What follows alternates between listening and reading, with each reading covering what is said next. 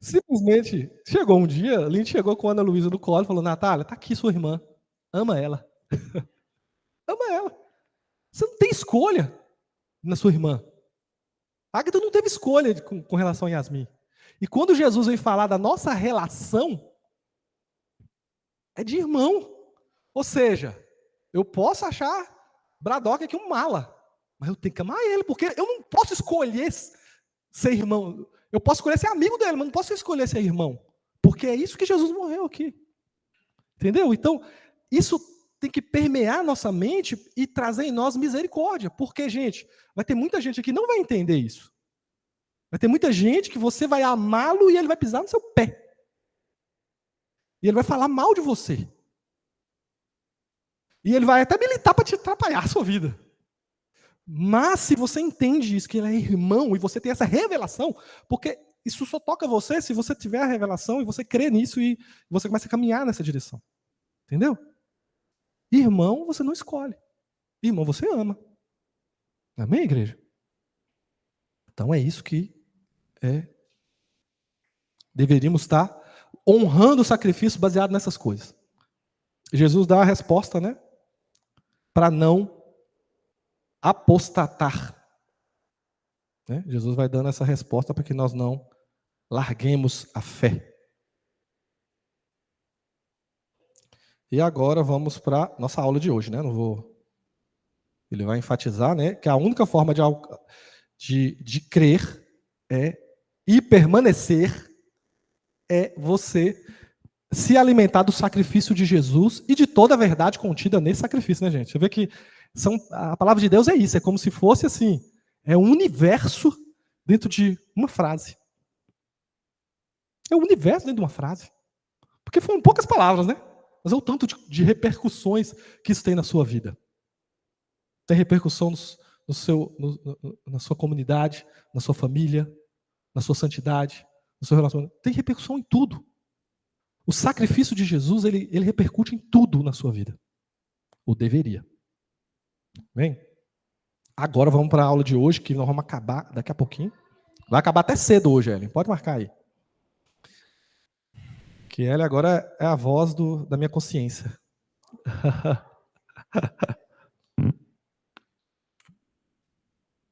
E aí, gente, ó, até pus o símbolozinho da Santa Ceia lá, né? Quando você estiver comendo a Santa Ceia, você tem que lembrar disso.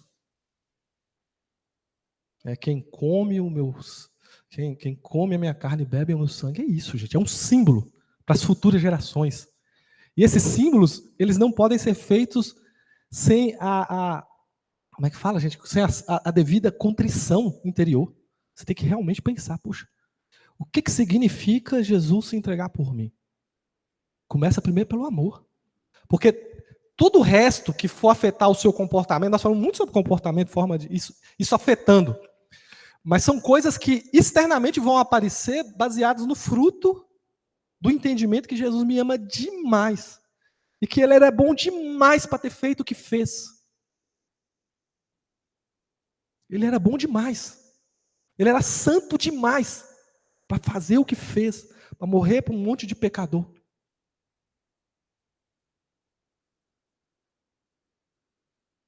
Ele sabia que você ia... O mais doido é você pensar que Jesus já sabia que você ia abandonar ele. Jesus já sabia que você ia desonrá-lo, destratando a sua esposa, destratando os seus filhos, com os pecados sexuais. Ele já sabia que um criminoso ia cometer um assassinato, mas ele morre por aquele criminoso. Então não foi o que a gente fez ou o que a gente poderia fazer, ou o que a gente já ia fazer, porque ele tem a presciência, ele já sabia o que a gente ia executar. Né? Não foi porque a gente está entregue aos nossos vícios que ele deixou de morrer por nós. Ele já sabia. Então o amor dele é maior até que o seu pecado. O amor dele é muito maior. E ao entender isso é tão verdade no meu coração que isso vai produzir a santidade. Isso vai produzir os frutos, né? É fruto. A árvore, né? É o entendimento do sacrifício de Jesus. O resto é fruto. Mas sem a árvore, gente, é fruto de plástico. Porque tem muita gente que tem o quê? Tem um comportamento bonitinho. Mas aquilo é vazio para ele. O sacrifício de Jesus é vazio. Então o quê? É um fruto de plástico, não vai alimentar ninguém. Só serve para ser admirado. Olha que bonita, que maçã bonita, né? Olha, parabéns, viu? Oh, gostei de ver. Tenta comer o fruto para ver. Você intoxica, morre na hora. Por quê? Porque o fruto que alimenta é o fruto natural. Então, assim, não precisa correr para fazer coisas. Ai, agora eu tenho que fazer isso, eu tenho que pregar o evangelho. Cara, você tem que pregar o evangelho, mas o evangelho é pregado baseado no que é um fruto daquela árvore. Entendeu? Jesus não tem pressa das coisas, você já viu? Ficai até que do alto seja revestido. Depois, e ele ainda faz o povo quarar lá 100 e tantos dias. Gente, ficou mais de 3 meses o pessoal orando, quietinho, num canto, guardado, antes de sair falando das boas novas.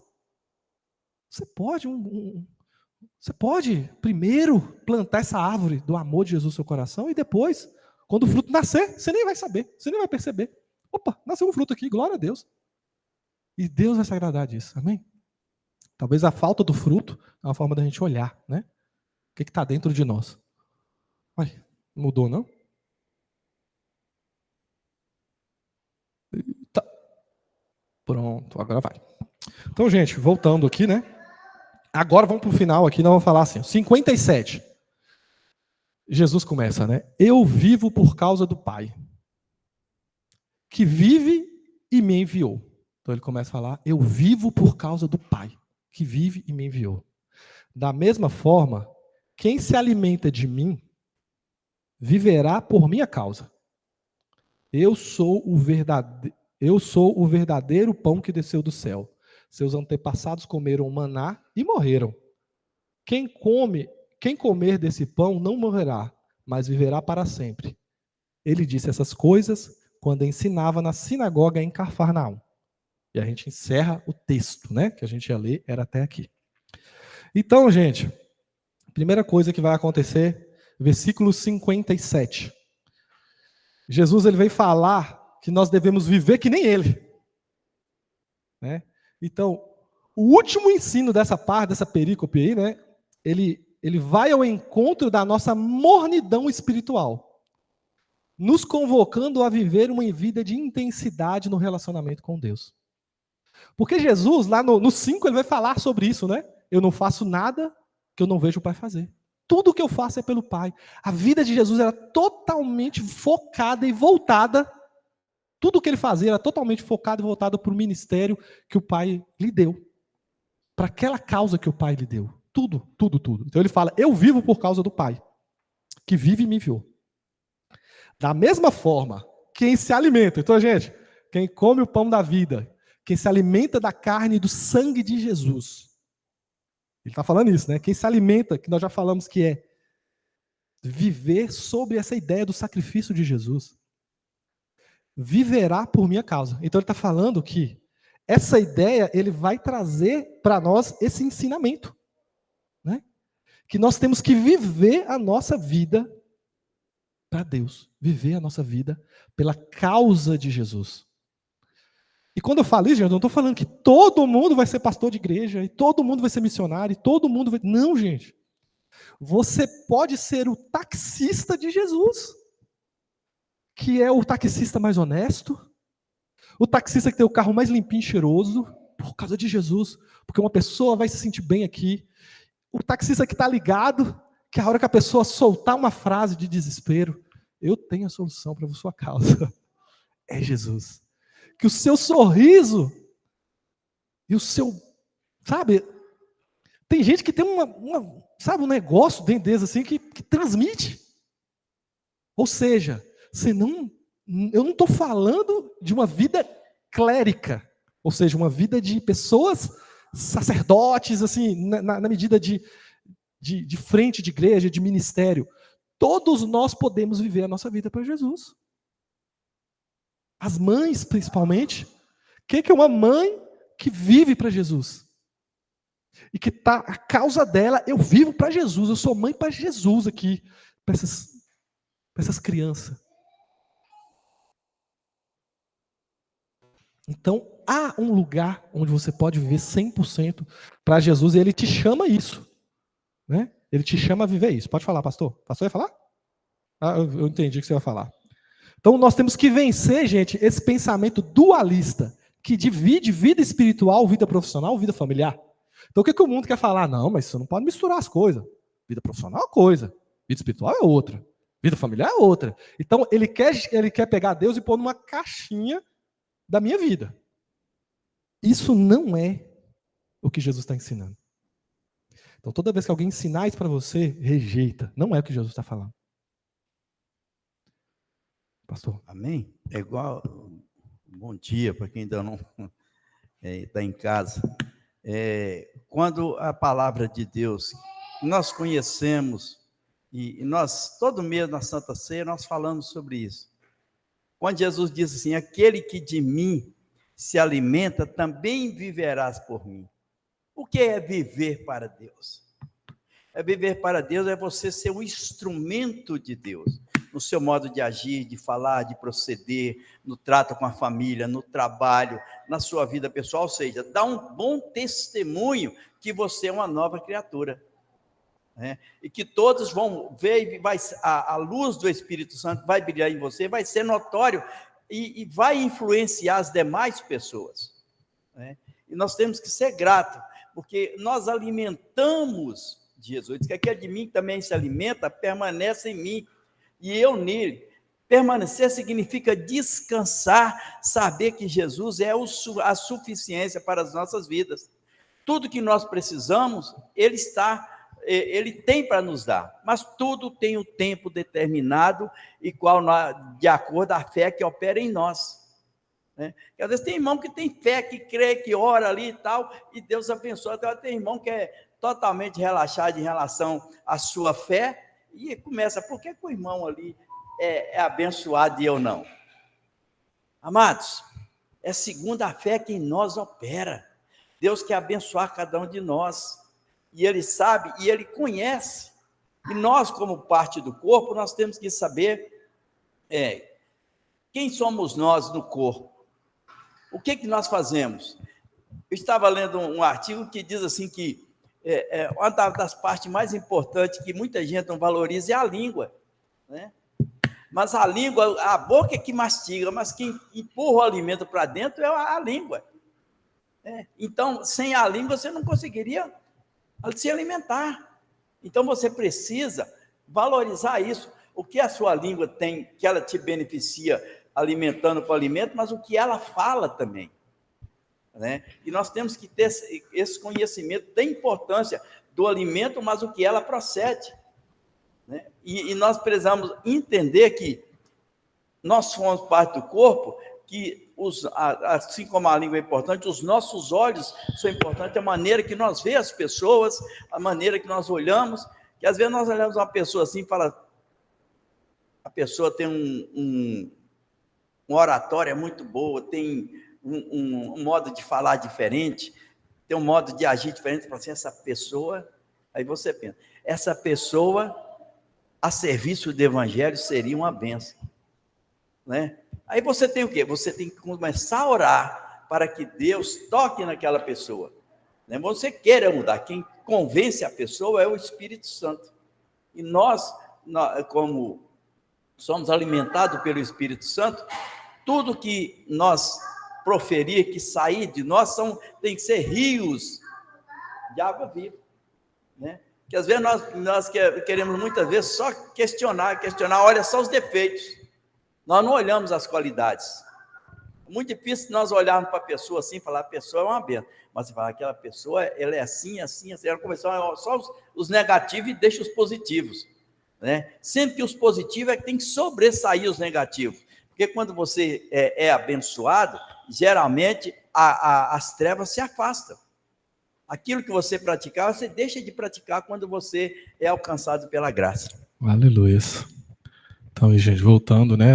Essa ideia, onde nós estamos, né? Só para a gente focar, o tema agora é esse, né?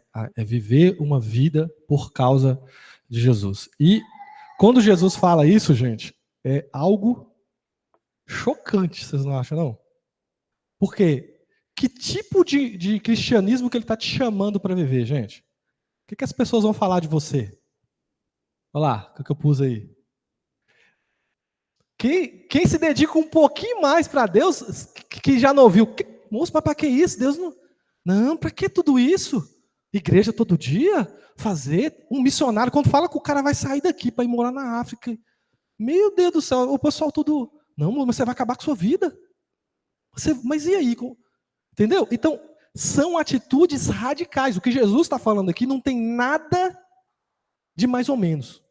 Ele está falando de você entregar toda a sua vida para Ele, para a causa dele. Ou seja, o que você. Possivelmente, um sonho que você teve pode ser que não se realize, porque não está de acordo com a vontade de Deus. Você é capaz de abrir mão disso? A esse nível de decidir na minha vida é baseado em Jesus. Ele pode te direcionar para um lado. Né? E geralmente, quando você está alinhadinho com Jesus, o sonho dele passa a ser o seu. E aí é tudo a coisa mais gostosa do mundo, provavelmente. É a coisa mais gostosa do mundo. Por quê? Porque você passa a sonhar o que Deus está sonhando, e aí fica muito mais fácil de viver essa verdade. Porque o que Jesus está falando aqui não é um evangelho, mais ou menos, comedido. Talvez a palavra fanático vai vir para aqueles que entregaram a vida para Jesus nesse nível. Entregaram a vida para Jesus nesse nível. Então está falando de um nível de intensidade onde tudo que você fala tem um pouco de Jesus, entendeu? Tudo que você faz. Eu vi uma ilustração muito interessante, que a vida quando você está imersa no Evangelho, imersa no Espírito Santo, é uma esponja. Então pega a esponja e encosta essa esponja molhada em qualquer lugar, o que vai acontecer? Aquele lugar vai ficar molhado. Não tem como. Onde você passar, aquilo vai. Se eu passei ali, né, na minha vida familiar, foi tocada por aquilo, por essa verdade. Se eu passei na escola, se eu estou no trabalho, tudo vai ser tocado por essa verdade. Amém? Então o Senhor está nos chamando para uma vida intensa. E talvez fanático vai ser um elogio, irmão Mauro. Esse cara é um fanático. Por quê? Porque ele fala de Jesus, porque ele abre mão de coisas para ele, por causa de Jesus. Né? Porque ele gasta o dinheiro dele para aprender coisa para depois fazer serviço de graça na igreja. Estou pagando, falando do Maurício que eu lembrei, está pagando as aulas de bateria para depois trabalhar de graça. Muito bem, parabéns. É isso aí. Cara, eu não tenho que daí. Isso não é mérito. Isso é o evangelho mexendo. É o evangelho mexendo. Né? A gente gastar a nossa hora livre para fazer o reino, para desenvolver o reino, sem esperar nada em troca. Na verdade, tentando honrar um pouco do que aquilo que Jesus fez. Esses são os fanáticos. E alguns desses, né? Essa manhã eu estava muito. Eu não ouvi a música, né? Eu sou meio ruim de ouvir worship. Mas uma música veio do meu coração, né? O que é que os anjos veem que os fazem se prostrar? O que é que os anjos veem que os fazem cantar santo? O que é que um irmão lá da época do Império Romano viu? Que ele não negou Jesus, entrando no Coliseu, ele, a esposa, pensa no Joabe, ele, a esposa e o filhinho, os três entrando no Coliseu para ser comido por leões.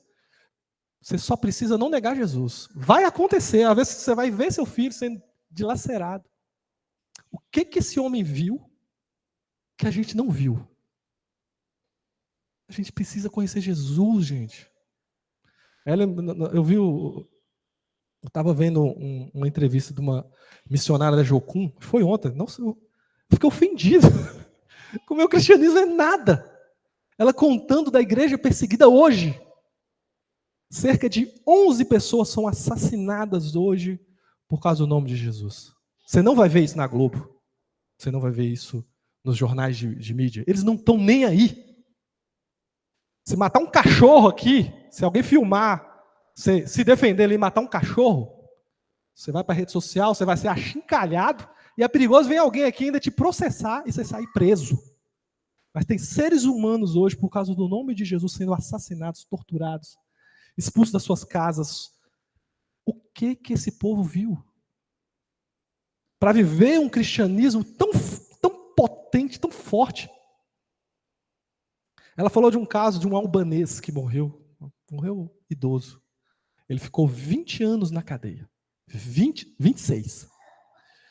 Quando estava chegando próximo do 20º ano da cadeia dele, eles amarraram ele, pés e mãos para trás, abriram uma cova e colocaram ele lá, ajoelhado. Ele passou 6 meses ajoelhado naquela cova. Eles só limpavam a cova quando fedia muito as fezes. Aí eles limpavam. No 20º ano, eles trouxeram o filho dele para falar: nega. Nega. E o filho dele olhando toda aquela situação muito pobre. E ele olhando o pai dele nem reconheceu ele. Ele saiu com 20, quando tinha 6 anos, com 20 anos depois, ele viu o pai. E o filho deitou no chão: pai, nega. Você não precisa disso. E o pai, ela declara, canta aquela canção. Sim, eu amo a mensagem da cruz. Até morrer eu vou proclamar. Levarei eu também minha cruz. Até por uma coroa trocada. Esse homem estava 6 meses ajoelhado. Ele estava vendo alguma coisa, cara. Ninguém fica ali, não. E foi contando vários tipos de tortura que ele viveu.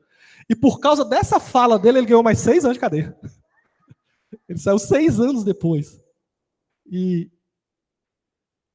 assim, gente, são pessoas anônimas. São pessoas anônimas. Você nunca vai ouvir o nome dessa pessoa.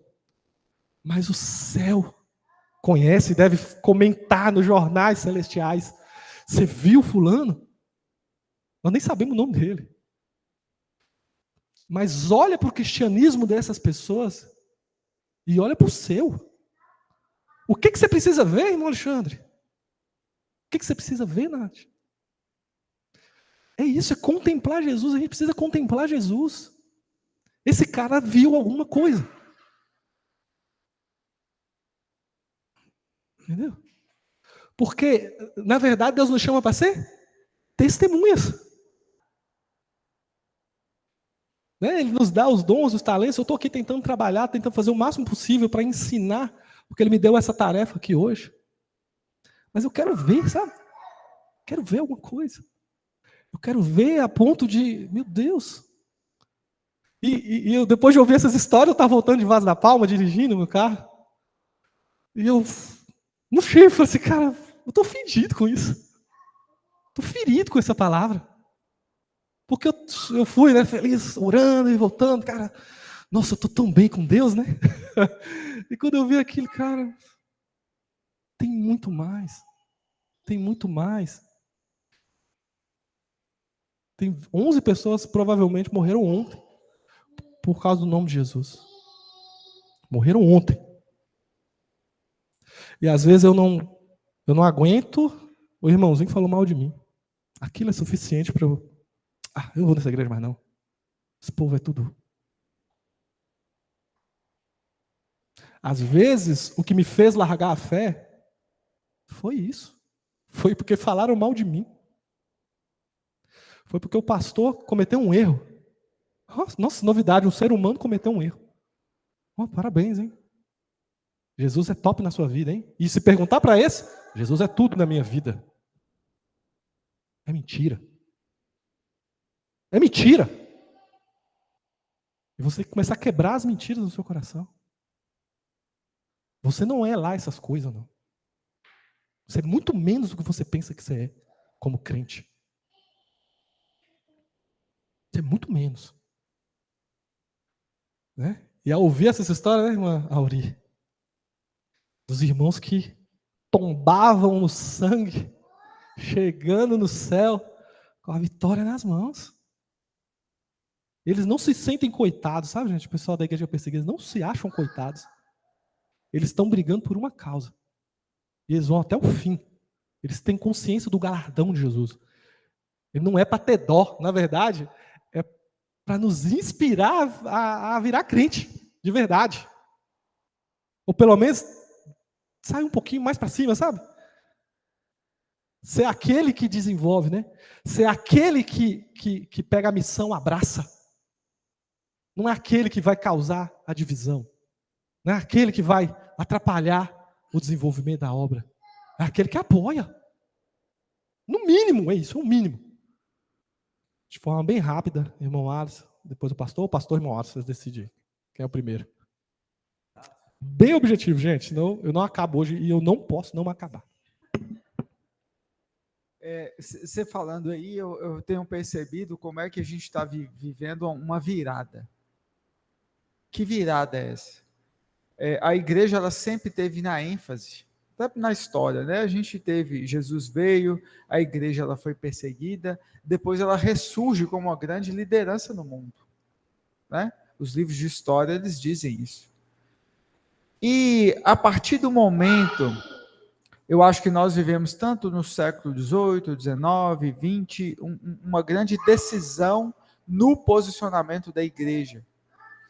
A igreja, ela começa essa perseguição, ela começa a ficar muito clara para a gente.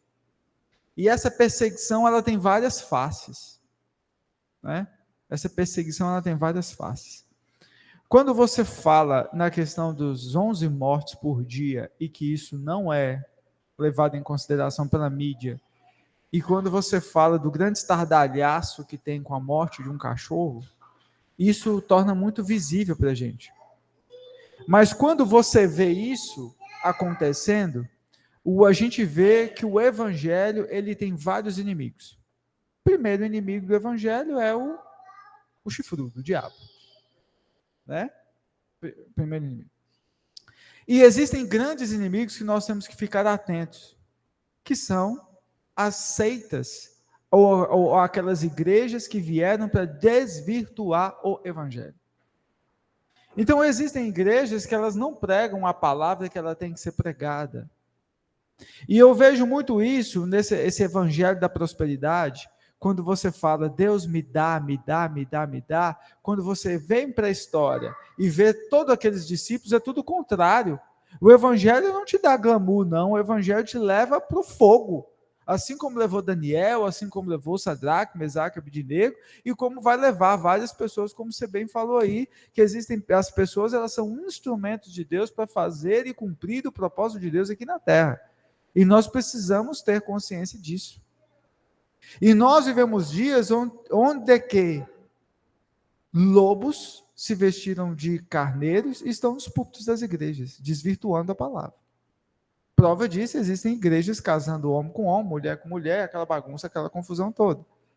Existem Bíblias sendo escritas para deletar os termos que acham mais pesados. Existem as pessoas, elas não consideram Deus Senhor, mas um Deus servo. Bom, inverteu, né? Deus precisa fazer aquilo que eu quero para a minha vida, né?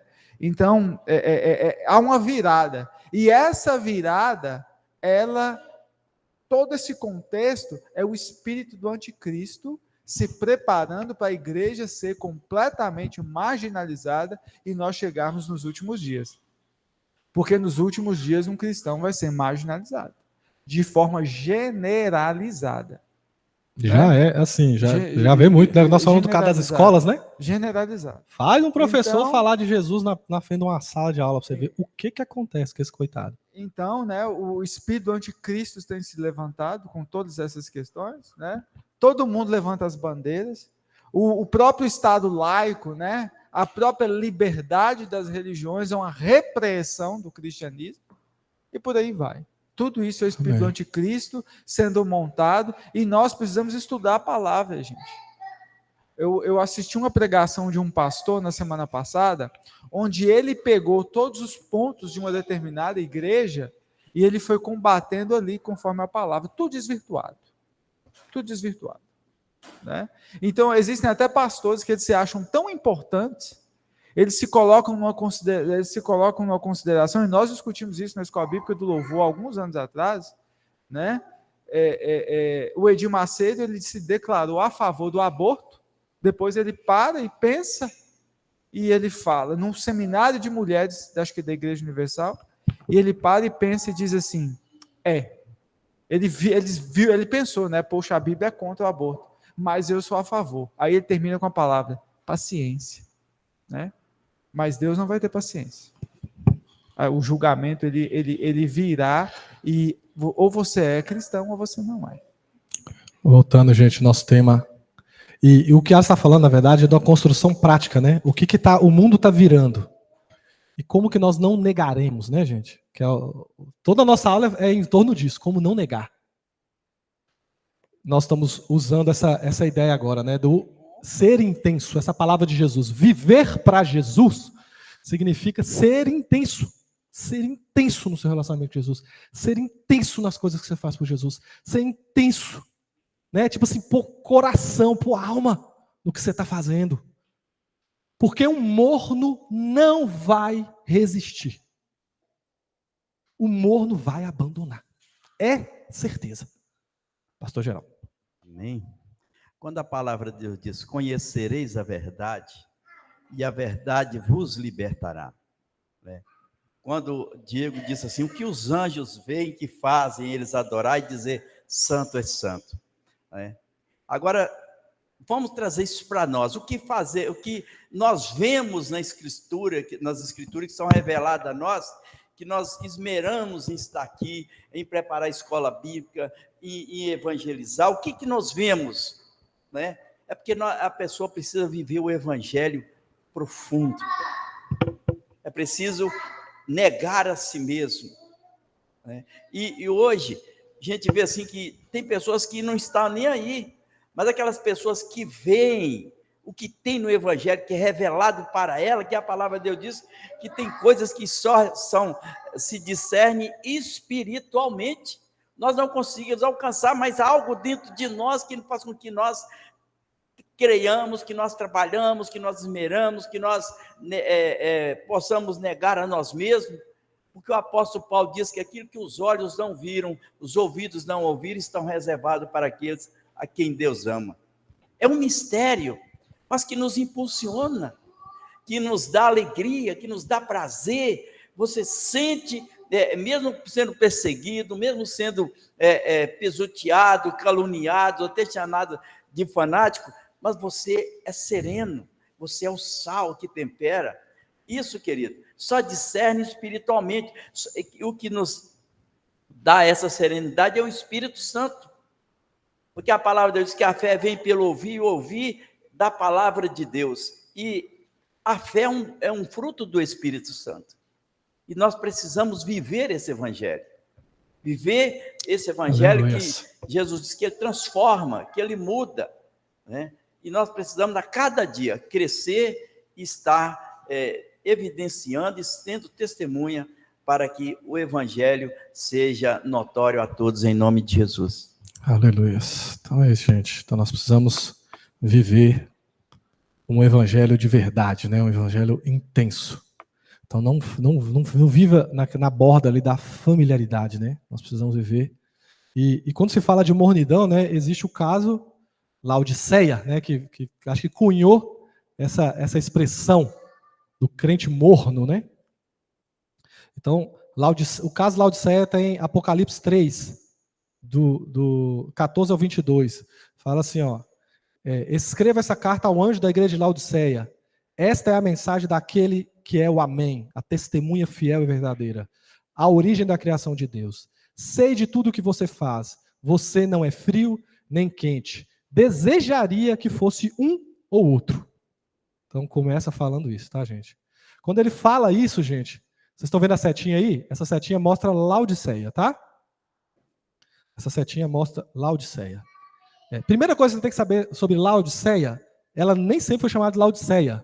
Antigamente ela era chamada de Dióspolis. Dióspolis significa cidade de Deus.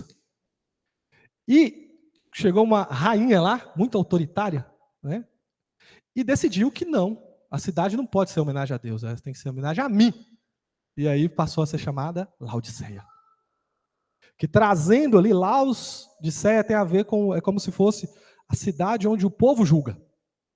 Então, ó, pra você ver, o Apocalipse, gente, só de ler o texto, você entenderia que Jesus está falando de intensidade ali. Mas quando você se aprofunda, ele começa a dar algumas respostas. O próprio nome de Laodiceia é uma troca, né? O que hoje nós estamos trocando? Deus por eu no centro. O povo julga. Era a cidade de Deus, agora é a cidade do povo que manda. Então, onde a sua vontade faz muita força, gente, não há intensidade. Vai te tender a mornidão. Nós temos que aprender com cada detalhe, né? Eu não vou entrar nos detalhes de Laodiceia, mas esse negócio de morno e de frio, gente, tem a ver com a questão geográfica. Essas duas cidadezinhas pequenininhas no cantinho lá, acho que não dá para ler, mas é Hierápolis, do lado de Laodiceia, né? Tem um pontinho, Hierápolis, embaixo tem Colossos. E o que acontecia, gente? Uma cidade tinha uma água muito quente, que era uma água termal que servia para as pessoas serem curadas. Então, ela tinha propriedades curativas, medicinais. Então, era muito quente e tinha propriedades medicinais. A outra, eu acho que é Colossos, né? Tinha uma água super gelada, que ela era famosa, que era uma água boa de beber. Gostosa, você bebia, se saciava, sabe? Então, esses dois rios, né, essas duas águas se encontravam em Laodiceia. E a água ficava morna. E por isso que essa palavra é dita. Então muita gente leva o quê? Ah, não, mas é o crente do reteté, é o quente. Se o cara é quente demais, ele é frio. É não sei o quê. Então eles começam, a gente sempre ouviu desse sentido, né? Cara, não é isso. Intensidade não é reteté, gente. Tem muita gente que pula cambalhota e não muda de vida. E tem muita gente que é quietinho, mas tem uma vida santa, que ama Jesus de toda a intensidade do seu coração. Então, muitas vezes a gente vai para o visual, e tem muito mais profundidade isso. Né? O que é um crente, gente? Que não é quente, não cura as pessoas, ou não é gelado, em termos de produz essa água que sacia. O cara é tão mais ou menos, é tão pouco, não tem intensidade na vida dele, que as pessoas... Tudo faz. Estou na escola, mas é crente, mas estou nem aí. Tipo assim, não faz diferença na vida de ninguém. É isso. É o sinal do morno que Jesus está mostrando ali. Né? Então a gente tem que, na verdade, cumprir o nosso propósito com intensidade. Porque às vezes você é chamado para ser aquele que traz a água gelada, que vai saciar as pessoas. Então faz isso com intensidade. Às vezes você vai ser a água quente que vai curar as pessoas. Faz isso com intensidade. Dá tudo. A hora que você for fazer algo para Jesus, eu falo com a turma do louvor o tempo todo, gente, sobe lá em cima e dá tudo. Entrega tudo.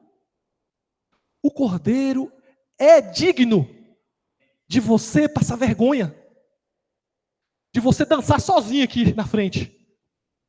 Porque ele fala, louve ao Senhor com danças, louve ao Senhor com palmas, louve ao Senhor com gritos. Mas eu sou tímido. Ele é digno. O que Jesus é digno para você? Você está disposto a entregar sua reputação para Jesus?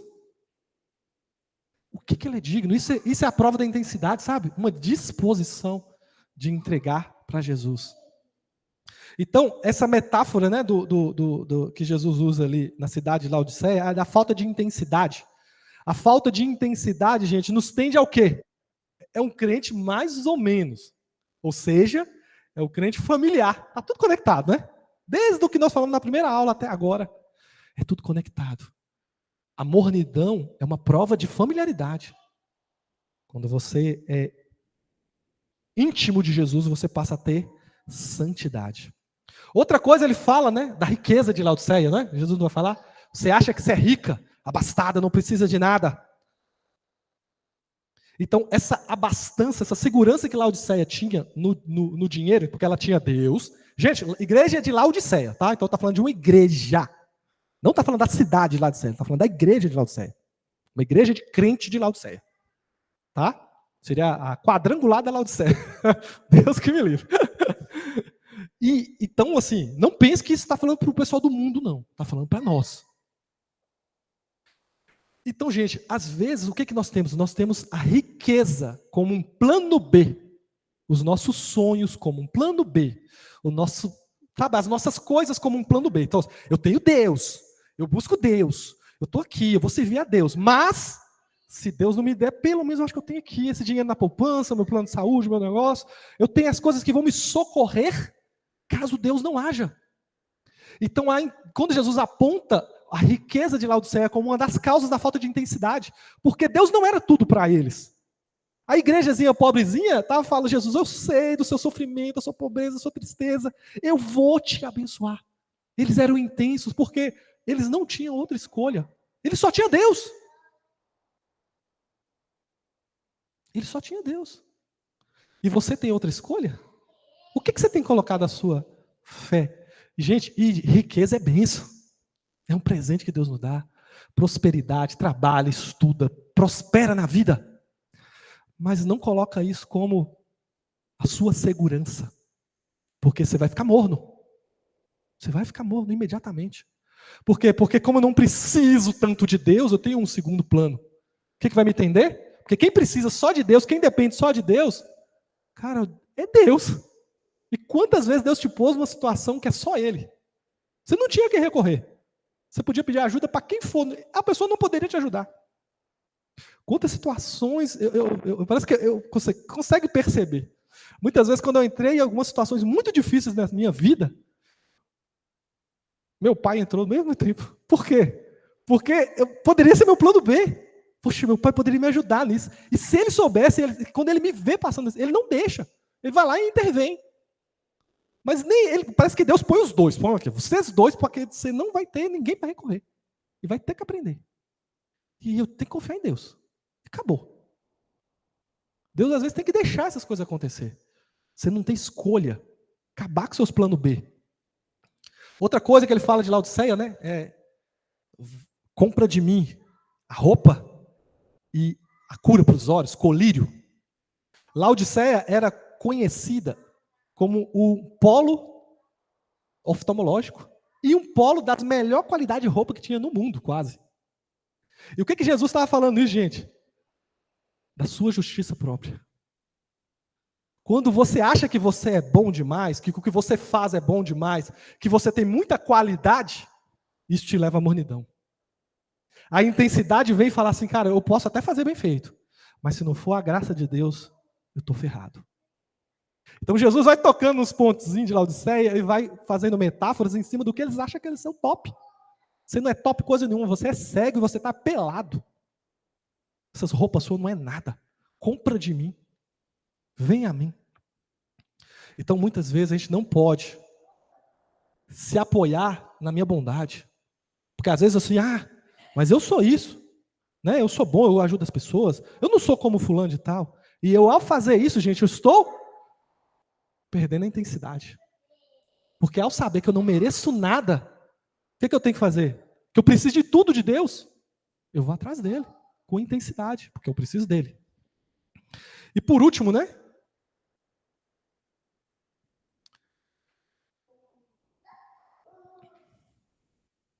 Jesus vai falando aqui dessa igreja de Laodiceia, nós já falamos, né, sobre todas essas coisas que esse nome Laodiceia, né, essa ideia de Laodiceia causou.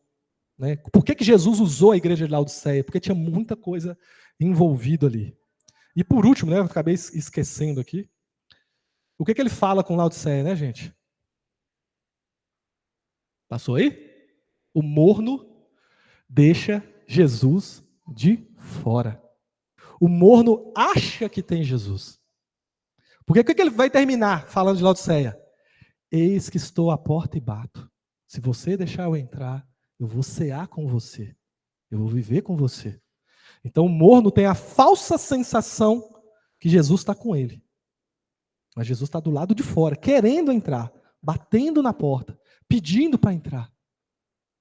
Então nós temos que fugir da mornidão espiritual. Nós temos que pedir ao Senhor que nos torne intensos, né? Jesus, ele dá a direção, né? Viva para mim. Jesus fala, aquele, né, que se alimenta de mim vai viver para mim. É uma vida intensa na presença de Deus.